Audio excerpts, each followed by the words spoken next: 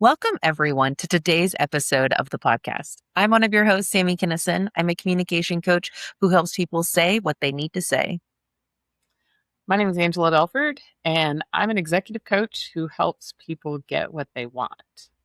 We are a mother-daughter duo who are seeking to help answer the question, what does it take to live a freaking awesome life? Angela, you put today's podcast topic in our idea document a while ago. And for a moment, I was like, this is going to be a boring episode. What she put in the document for everyone else is she put the question, is people pleasing all bad? And in my head, the episode is going to go, is people pleasing all bad? Yes. Thanks everyone for listening. Have a great rest of your week. That's it. Moving on. I don't know. I feel like it is all bad, but maybe it's not. I don't know. Tell me more about where you're coming from and wanting to pose this question. Yeah. Well, a lot of this relates back to last week's episode on standard of excellence. And, the idea of motivation, the root word is motive. So, what is our reason for doing things? I find it fascinating that, the definition of being codependent, when they list the behaviors of being codependent, they're the same some of the same behaviors of being a good friend, a good family member, a good whatever. But all of it is related to the motive. And so codependency is that you're doing these things for the purpose of earning something, earning love, earning attention, earning favor. Somebody's going to owe me a favor, sort of thing. And so I can do the exact same things with the motive of showing love, just for the purpose of showing love, and it will be not bad and not unhealthy. I mean, our shorthand around here is pizza and beer. Sometimes I can eat pizza and drink a beer because that sounds good to me. And other times I drink a beer because I'm so stressed out and I'm using that as a coping tool, and then I overuse it, and I'm turning to something besides my faith to alleviate my pain. And so I think the hot take on is people pleasing bad is related to, I think that there's times where it's a little bit like being on a very unsteady surface, because I have a friend who's planning a celebration for one of her parents' big birthdays. She wants to plan the celebration. Now her parent is putting extra parameters on how it's done. So my friend is like, I want to celebrate my parent, they're going to be 90 years old. I want to celebrate them. Parent wants, I want a book. I want everybody to tell a story. I want everybody to come here. I want it to be this. I want it to be that. And it's like, that's when this came up, is like, but wait. Is that bad?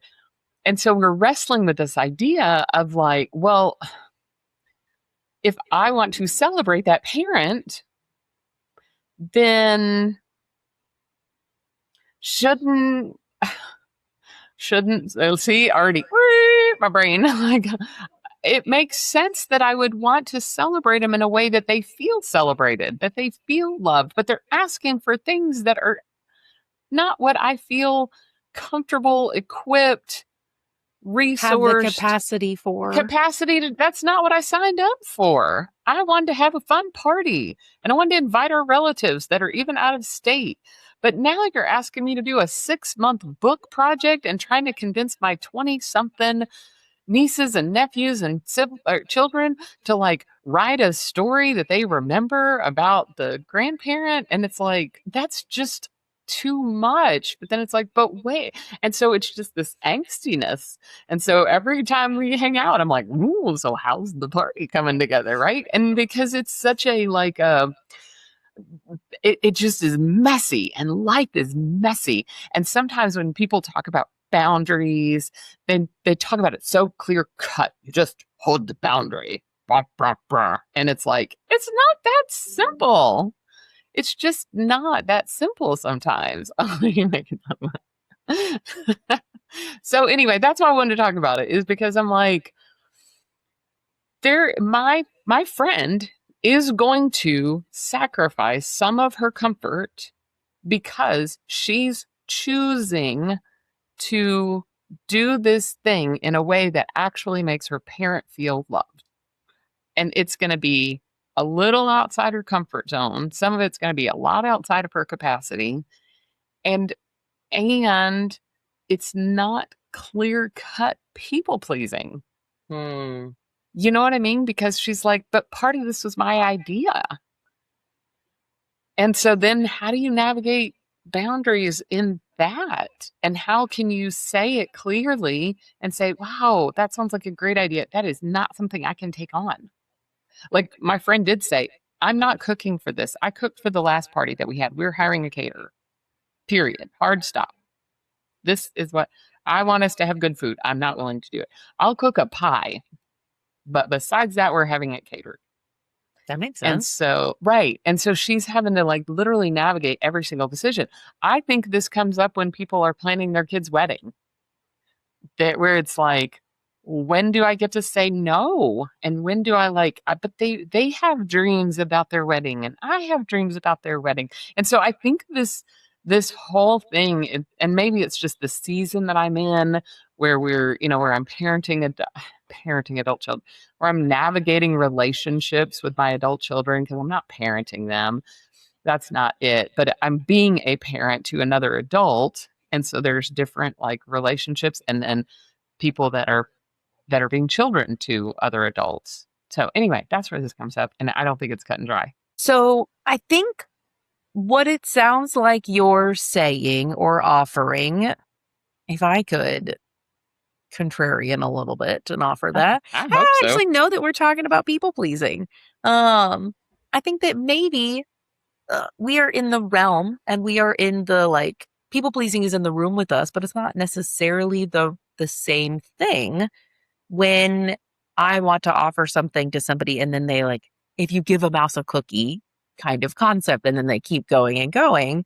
There's so much that if I could like take a step back, what I think people pleasing is more in that, like you were describing, the codependency and the motive behind things. If that motive is not there, I don't know that it's people pleasing. I think that doing nice things for other people is not people pleasing. I think that wanting to show up for others, and so maybe this is just truly a case of nuance, and that I would say that it is a different thing. And figuring out, I think your friend's situation in particular is very poignant to say, I want to throw you a party. Now the ask has gotten much bigger than the original offer. How do you navigate that? That is a really good question. Um, is it from a place of people pleasing? Maybe, maybe Well, not. Maybe some of the pieces of it are people pleasing.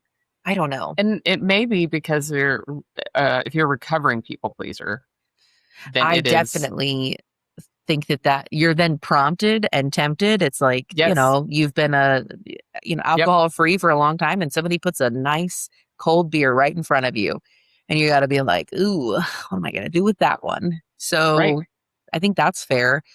I also think that there are times where I might be more agreeable and let things go that normally would bother me, that I would also put not in the people pleasing category, but it's not worth my battles kind of situation. And so I have to articulate for folks at home who think that both Angela and I always share 100% of our life stories and we're completely vulnerable and open on everything. Sometimes I like to remind you guys, like, actually, there are plenty of things that I'm not sure that I'm comfortable talking about on the internet, or there are like current moments happening with people in our lives around us that we're like, no, we're going to be a little bit more sensitive to that. And I've got one of those that's kind of going on for me. There is a lot of like releasing of being like, fine, I am not so tied to the way that I want these things to happen. It is frustrating to me, some of the situation. It is difficult. It could look like people pleasing from the outside. And I think on the inside, for me, it is truly just it's not worth my energy and my bandwidth to continue to fight with this person than it is to just let them do their thing, especially because what they're asking of me doesn't require more work. It requires getting to do something somebody else's way versus my way. Fine, let's do it your way. And so it is curious though, because somebody else might be like, Sammy, you're just people pleasing and you're just like giving in to whatever they want. I'm like, I mean, maybe I am. Maybe I am just giving in to what they want, but I'm actually not doing it because for them to like me. It has nothing to do with whether they like me or not. It has everything to do with what am I willing to put up with and what am I willing to accept as treatment. And it's really hard to talk about a situation vaguely. I so prefer whenever we just like, yep, let me unpack and unload the whole thing, process it with you all. One of the things I like about what you're saying there is that you actually can agree on the end result.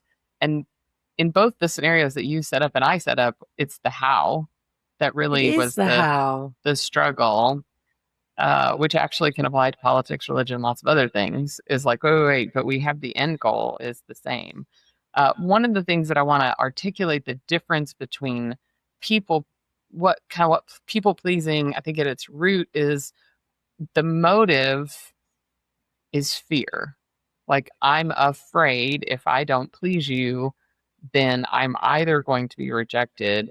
Many of us grew up in, especially if you have any kind of alcoholism in your family, you know that if someone gets mad, it's scary. It's very scary, like this person. So you have to, and this is where the fawn reflex, we've talked about fight, flight, or fear, and some of the newer ones that are coming out is fawn. And it's like, I want to take care of you. I want you to feel really good because when you feel really good, you're not yelling at me and screaming at me and making me feel like I'm going to lose my home, my relationship, my all of these things, your love. And so there's so much of it is like, what is driving it? And if it's out of generosity, then that is a choice, right? And so then it's not people pleasing, it's choice. I think there's Eh, also, it takes a lot of self awareness yeah. because somebody can say, no, I'm not being driven by fear when I'm being codependent. Like I'm motivated to seek love. I'm seeking love. That's not fear. Look, That's there's a just Bible verse that says, consider others better than yourself. right. And I think it takes an incredible amount of self awareness It and does. frankly, courage to acknowledge that it is fear driving the behavior. Because I feel like sometimes once you say something like that out loud, you're like, gosh dang it. I don't want fear to be my behavior driver. At least for me. When Yeah. I get to that point where I'm like, oh, I realize that the reason I've been doing something is not Yeah. a reason that I actually aligns with Yeah. my values and who I want to be. That stinks. It would be so much easier if I could pretend this was altruistic and stay in my little fantasy that I'm doing good things. Well, and one of the ways that you can kind of measure that, kind of increase your self awareness, is notice the cost. Like when you do this thing for someone else, d- does it fill you up full of joy? And does it fill you up full of like, oh, warm, yummy feelings of generosity? Like, oh, I'm so glad I was able to be generous. Or is it breeding resentment? Because if you may not be able to Yeah. identify that fear is pushing you, but you may notice the resentment and that you're getting grumpy about doing the thing that they ask you to do and grumbly. I recently had to say to somebody, hey, I volunteered to like think about this thing or like give some guidance. And you are telling me, you are volunteering me what that looks like. And then you are trying to hold me accountable for not doing the thing that you said I would do, but I never agreed to do that thing. I never volunteered to do that thing. And so luckily with that one, I was able to cleanly go, no problem whatsoever. In other scenarios, I do get to start feeling resentment. and grumpy about it. This makes me think about Christmas time specifically and like the holidays because there is Oh, so much that I do want to do. I want to spend time with all of my family around the holidays. My immediate nuclear family, my extended family, my husband's family, like all I want to do that. I want my kids to have a magical Christmas morning. I want to have a time where I get to like sit back and marvel and revel and feel awe at the lights and all of the decoration and things. And it can get too much. And it can very quickly go from this is what I wanted to I'm more of me is being asked than what I had available to offer. And I think that in particular, like it does not necessarily like huge, obvious moments. It can be small and it can be just one thing pushed too far. And it can be understanding, okay, if I want my kids to have a quote magical Christmas morning, probably means I'm going to need to go buy them some presents or, you know, figure out something for them to open. Gonna have to plan a little bit. What do they like? What do they not like? I'm gonna have to shop in advance. I'm gonna have to wrap it. Gonna have to like do all of those things. Set aside the budget because I want that to happen. Each one of those, when I can tie it to the why, can be very easy. But I also can go too much and be like, I think I, I have articulated at times when I was still on staff with the Belfer Group, I would ask, are we, you know, if we spent 4 hours on a project and 3 hours brought us 80% of the way there, and the last hour only improved the project by about 5 to 10%, that last hour was not as worth it as the first 3 hours even though you know, it was 80% to perfection. Sometimes we do that. We add on the things. Maybe it's because somebody specifically asked us to. Maybe it's because we feel some pressure to our kids, to our families, to society that this is the way we have to do it. Did it actually add that much more value to the work that you put in? And so I think when you're trying to figure out, am I willing to do this? You know, the person whose mom wants her to throw the party, like, I want all of my friends to be invited to this as well, not just my family. And so it's going to be more people. Inviting friends, not just family, like, yeah, I'm willing to add that on. That's not that much of a extra ask, and that makes sense. I want to do a book that's 6 months of people writing stories that then gets bound and delivered to me at the party. Yeesh, that's a lot more of an ask. And figuring out like you can weigh, yes, I'm willing to go more than but I'm comfortable at the end of the day with what I have offered. And yeah. I know for myself at the holiday time, like I and will probably be overextended. And I know that January is going to be a very like recovery and reset month for us because we're just in a season with really small kids and lots of family. Like this sounds horrible. We have a lot of family that is still living, and that's a beautiful, amazing thing. You know how many times, how many extra visits that adds to my like Christmas week because everybody is still around. And I'm grateful. I'm grateful. I'm grateful. I have to remind myself I am grateful of this.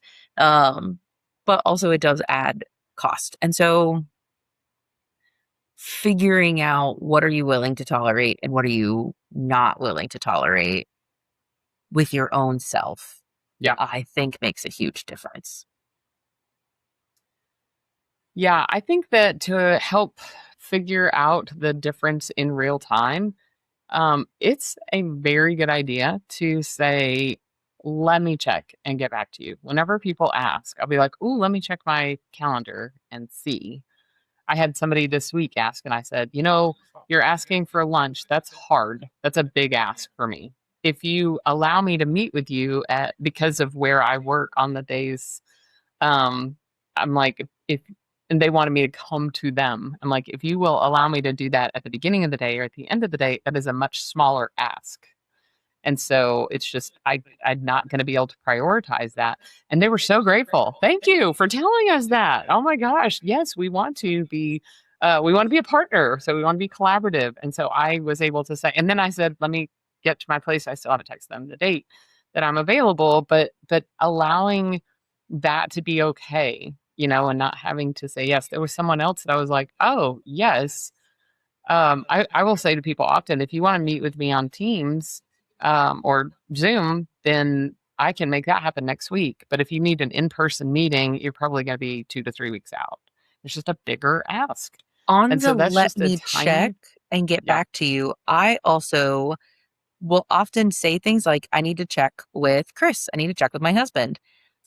Sometimes that can be, quote, toxic. If I have to get permission to do anything from my husband, like that's also my deal. My But he husband looks out travels for for work. me. Yeah. Well, number one, he travels for work, but Oh, he also looks out for me. And he's like, are you sure you want to add one more thing to your plate, yes. Sammy? Like, Yes. and what's so nice is that he knows me so well that there are certain things where I'm like, hey, I was asked to do this thing. And he's like, oh my gosh, that's something you would love to do. Oof, that'll be a little bit tricky for us to figure out. Let's see what we can rearrange to make that happen. For Hmm. example, I got asked to be a leader for a women's retreat that our church is hosting. And so I will be gone for 3 days on a weekend in October. Kind of like a busy time of life to be gone for 3 days. And his immediate response was, oh my gosh, what an honor. That's so cool. We will figure it out and make it happen. I know that's something you would want to add to your plate. There are other things people ask me to do that he's like, are you sure? What's the value? Tell me more about that. And even just his hesitation is enough for me to say, like, oh, yeah, is this worthwhile or not? He knows me very well, and we have a good partnership in that. And so the let me check helps me to run it by somebody else when I will often just default to, yeah, that sounds fun. Let's do it. And then it's like, oh, that's going to be a big deal. Ooh, maybe not. So there's that. I also think sometimes it's helpful to consider if somebody else was asking you this thing, how would you respond? So if it's a person you feel really sensitive to and you don't want to tell them no, that's interesting. So that's a flag, an indicator light, as we would say. But if there was a different person asking you for this thing, would your response change? For some people, this is a good thing for me. And for some people, it's not a good thing. I have some people in my life, if this person was to ask me for something, they give so much, I'm going to figure out how to make it work. Like, I would relish the opportunity to give back to them a favor that they have done for me over and over again. And then there's other people that I'm like, oh, I just don't want to deal with them if I say no. Ugh. Indicator lights. That's what these are. They're indicator lights to notice and see. Curious. What do you want to do with Yeah. that? Yeah. At the end of the day, I think that the most important thing is not to stop caring. It's not to just automatically say no to everything. Is really to have grace. And sometimes you're going to say yes and then regret it. There are times when I've said yes, like, oh, this is something I really want to do. And then I go, that's gonna, it turns out I've been out every single night this week until after 8 o'clock. And so, yeah, I don't really want to do this thing. That doesn't mean I should always say no, but I just have to have some grace with myself and with the people that are making the ask. The other thing is to just try really hard, because if 5 people in a row have asked me for something, it's not really fair to the sixth person to like blow up on them. So I try really hard to be aware of like, this is the first thing that person has asked me. And so, um, and people all the time say about to me, like, oh, you're so busy. You're so busy. I'm like, I'm going to fill my calendar. Guess what? You can look back on 10 years of my calendar, 12, 15 years of my calendar, and it's going to be full. Always. If it's not full of something, I'm going to fill it full of something.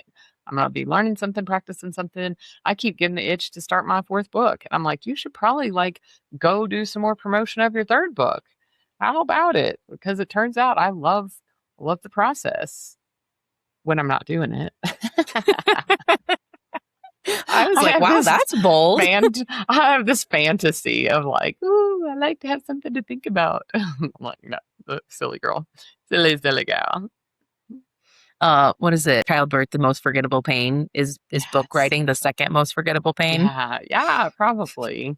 Well, and probably because right now I do need to be promoting the Invisible Edge and also new masterclass that is coming out here in September, and so it's probably my little procrastination, productive procrastination, which is one of my favorite Mm. little coping skills. Like, no, no, no. Even though that sounds really productive, you have work to do. Totally fair. I understand those a lot. Thank you all for listening. I would love to invite you guys, if you have stories to share, things you need to unload, a moment you need to be like, oh, dang it, maybe I let myself down, or, ooh, I'm really proud of how I said no or navigated this one. You can actually send us a text message. If you go to the show notes on any of your podcast players, there should be a little button that says send us a text, and you can click that. And we would love to hear from you and hear your stories, hear what you have to say.